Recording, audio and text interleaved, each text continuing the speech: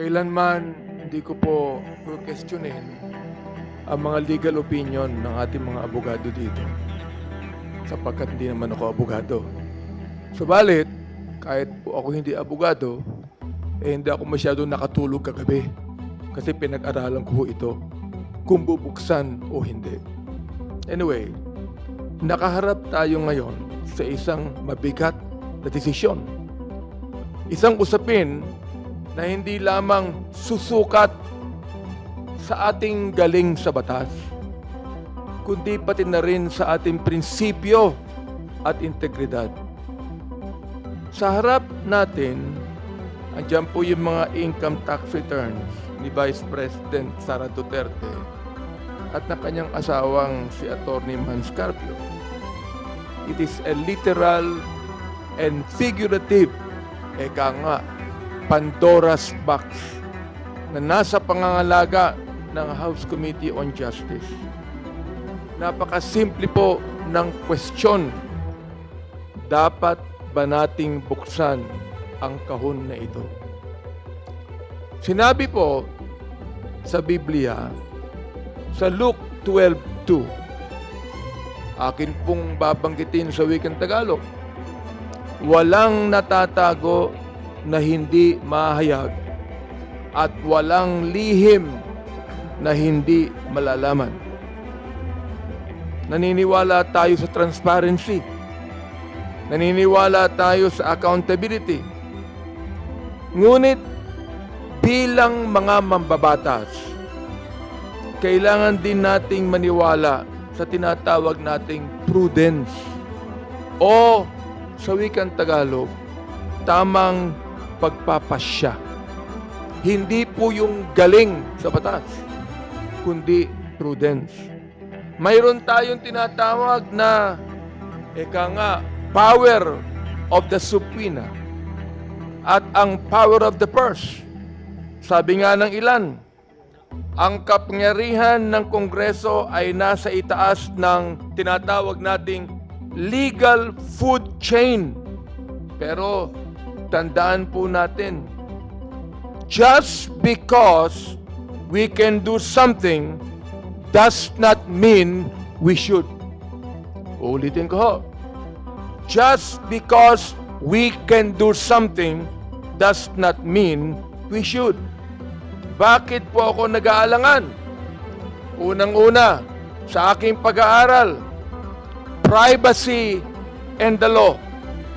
Meron tayong Section 270 ng NIRC na nagbibigay proteksyon sa confidentiality ng mga taxpayers.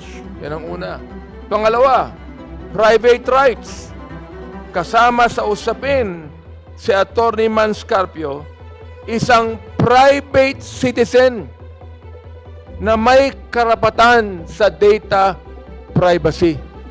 Hindi po siya rito ang ating tinutugis bilang merong impeachable offense. Number 3, process over politics.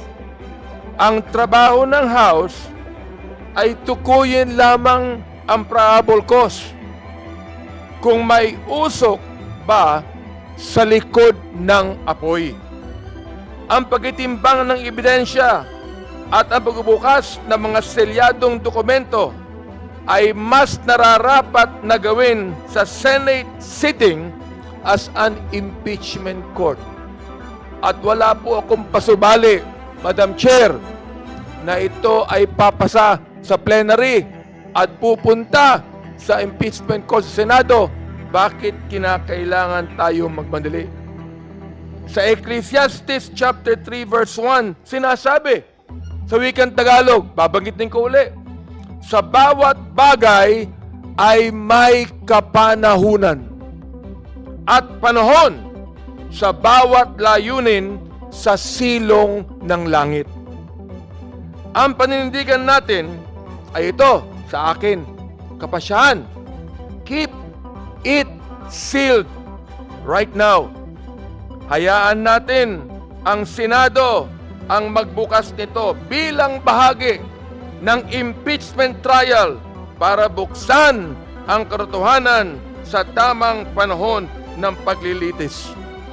Huwag nating pangunahan ang proseso para sa kapakanan ng ating legal system at ng ating bansa.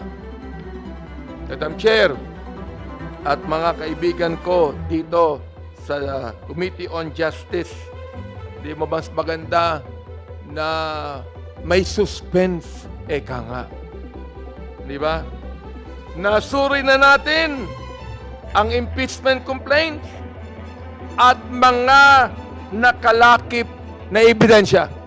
At naniniwala ako, if every congressman will just appreciate the pieces of evidence that has been talked about in this committee, hindi po malabo na ito ay magtagumpay sa plenaryo at makarating sa impeachment court.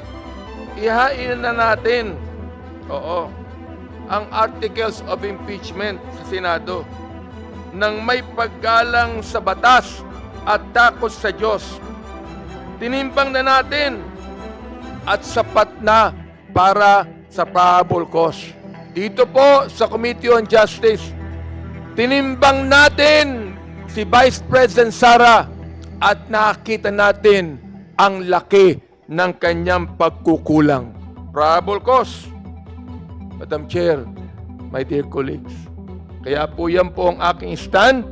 Sana po ay isuspense na lang natin ito at hayaan natin ang impeachment court ang magbukas nito. Maraming salamat po at pagpalain tayo